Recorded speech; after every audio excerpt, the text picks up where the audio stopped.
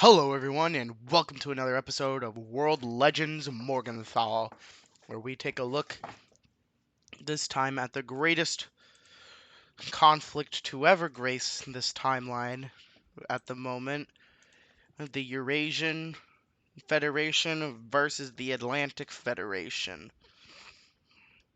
A clash between two titans of an alliance. For this war, however, we will not have China involved or any of the other members states, because this was an offensive war by Russia. Therefore, the pact is not activated. First things first, we have pretty bad things happening in Finland as Russia continues to whoop-de-doop. Forgot to set that. As Russia continues to sweep through, um, they sweep their campaign here, taking lots of land. However, they do gain land in Estonia and eventually liberate all of Estonia, and they start going down into Latvia. They try to convince Germany to open up front, but Germany ain't having it. Now begins a pushback. As they begin moving in, they start taking more land and just continue to sweep in and move through. They try pincering to take Tallinn and move up here, which ends in this huge pushback. However, they managed to win a battle almost outside of Helsinki and begin moving through. With this, they slammed their troops in and managed to make this nice little encirclement, which, yeah, it did pretty well. Meanwhile, here they managed to push a little bit more. However, there is also one thing. See, Turkey is kind of pro Atlantic Federation because, America has actually been supplying them with planes. So what they do is they just secretly let a few American ships in, and they start engage and they blow up the Russian fleet right here in just a few short days. The entire fleet is over, and they make a landing in the southern part of Ukraine. They also make a landing in Crimea and start to liberate these areas. And as they begin to push back, their Estonian hold is starting to fail, but opening up this front is very good, as Ukraine isn't exactly the best territory to keep control. They basically Ukraine, Moldova, Romania are some of the biggest problems for the Eurasian Federation to keep hold of. So when they start seeing that they're winning, mass revolts start happening. In here, there's a huge revolt happens here, and another huge revolt happens in this area. They continue to work through, though the Eurasian Federation starts trying to crush them, but they manage to link up with the army. With this, they actually sweep to the Moldova completely openly just swaps sides. And Transnistria is kind of just crushed immediately. This whole area is crushed. So now the Eurasian Federation's like, oh crap, we gotta ramp up our invasion. So they ramp it up in Finland, where a massive push happens. They push to the border, push into Sweden a little bit, and manage to split Sweden off from Finland, where they start completely flooding in. They're stopped about here, though, as Sweden and Norwegian troops, along with Canadian troops, hold the line here. With this, we have a few bad things happening. The Romanian sector completely surrenders, and the Ukrainian sector goes full on open rebellion. That isn't good. Russia does manage to sweep in and start, taking some land away, but for the moment, it is pretty bad. With this, they immediately make a landing in here and start moving through. Now that the Russian Black Sea fleet is almost completely destroyed, it's not looking great. However, this also isn't looking great. Finland dies. And with this, they start moving through Norway and Sweden, though they are stopped about right here by all the forces.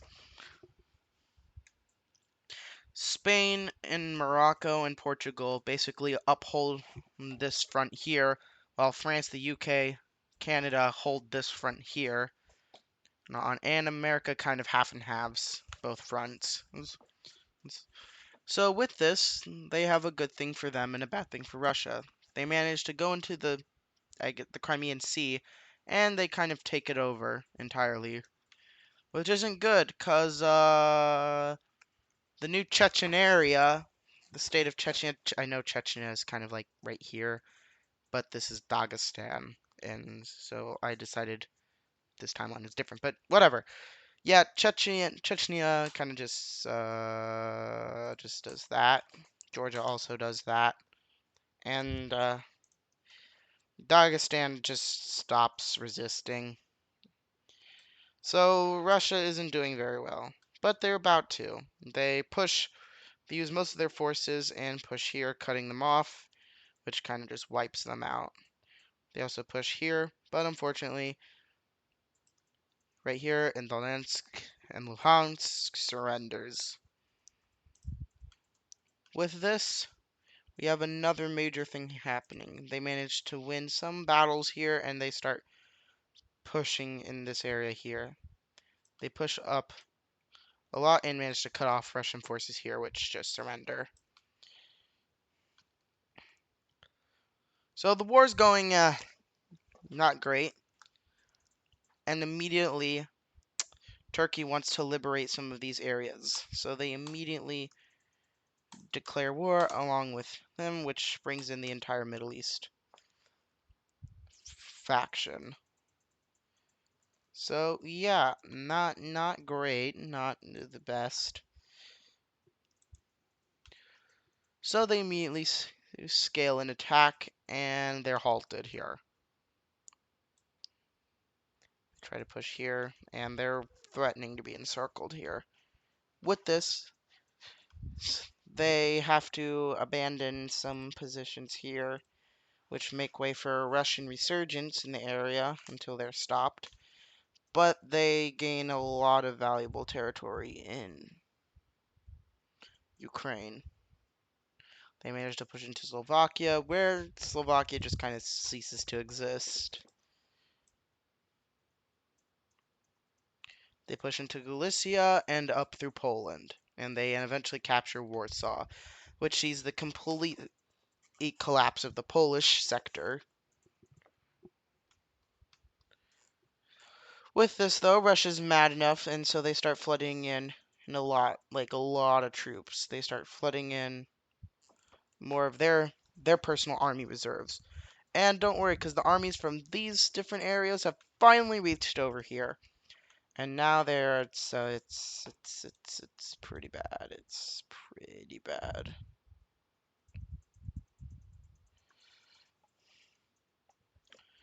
But this is about as good as Russia's gonna get. So peace talks are kind of being opened a bit. The Vatican State is suggesting peace talks. So sides come in Berlin as an agreement to what they should do.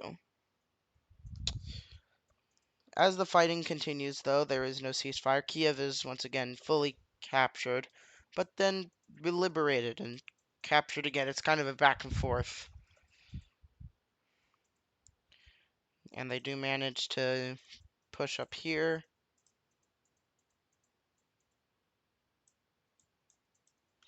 Wait.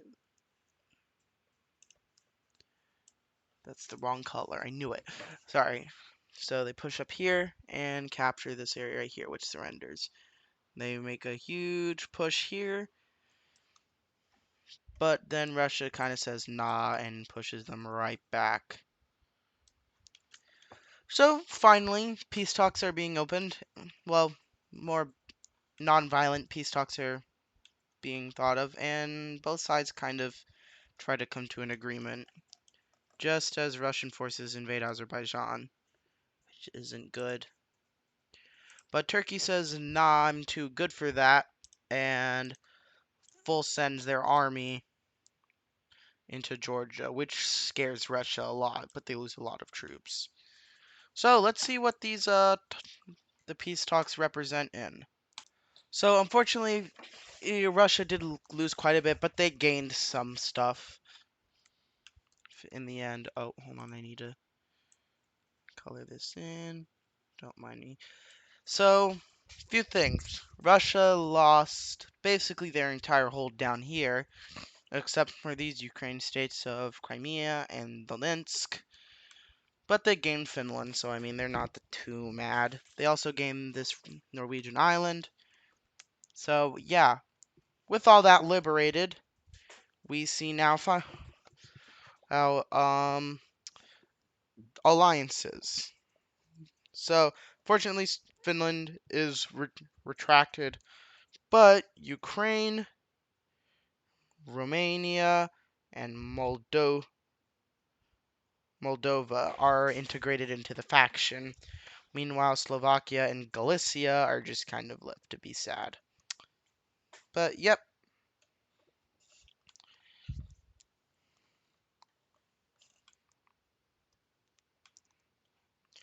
So Eurasian. So win some, lose some in this case.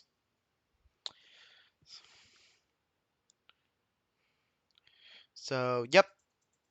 That's about the biggest war that's going to happen this episode. However, there is some smaller stuff that's going to happen. China just kind of says, "Give me your soul, Bhutan," and yeah, Bhutan has no choice. Place. So China is big, not as big due to not having this. But I mean, if we wanted to go Qingdai, like Chinese Empire. But yeah, another thing. Uh, yeah. Hold on, let me. I was like, why isn't Puerto Rico? We have some expansion by Nigeria. They don't like this that there's this border conflict and they want it. They want everything. So with this, they start their blitz. They immediately take over the territory and they use this area kind of here and blitz downward. They also make a giant push here and they curve, which kind of capture this area. And yeah, in just like 2 weeks, this all happened in just 2 weeks. Hardly able to fight back. Cameroon starts to surrender, but everyone's like, hey, that isn't very nice. So, coalition.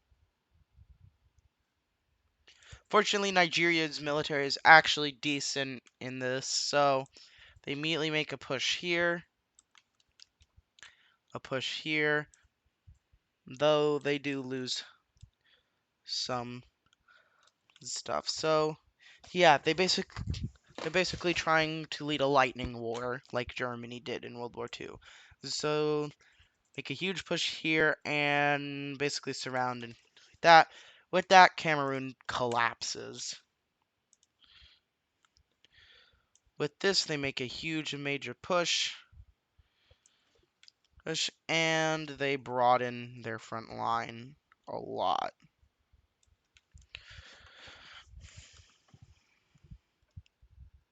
They also make a counterattack here, push in here, and yeah, it's not going well. They manage to push all the way back here, encircle it, And yeah, it just isn't going well for this team. Nigeria is leading a huge war that these countries cannot deal with. So immediately the Ivory Coast Federation gets their stuff together and they launch a counteroffensive. They counter here, here, and here, pushing them back here, and they meet the border of Nigeria. However, up here is a different story as Niger surrenders. They immediately make a push here, and yeah, it just isn't going well. It isn't going well. So with that, huge completion, but they managed to make a huge push back here. But these guys surrender, which leads to a lot of bad things, as they immediately move a lot of their army through here and start to push down, threatening to kind of cut them in two. With this, they kind of arguably surrender. Now, this is an amazing feat, but someone had to have been helping them. They couldn't have just done that all on their own. Oh. Turns out there were German tanks in the scene in the war, and it's kind of been busted. Nigeria was being supported by the Neo-Axis, and after the war actually joins them. So yeah, everyone's a bit mad, but let's see this peace deal. So immediately we see the Nigerian Empire. It's a really big Nigeria. So yeah, it isn't going well.